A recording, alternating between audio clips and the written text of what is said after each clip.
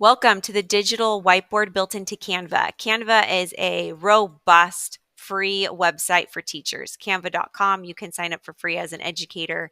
We're just going to look at the whiteboard today. So I can have all the normal function of a whiteboard. I can draw with a pen, I can highlight, I can change the color of either.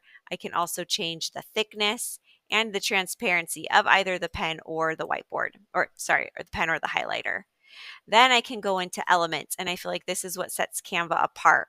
And I can use digital sticky notes. I can type into my sticky note. I can change the size, the color. I can change the color and size of my font. I can change my font. I have a bunch of options.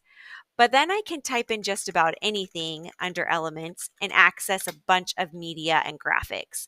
So here's a graphic of a car, a photo of a car, and I can even get a video of a car driving. I could put in emojis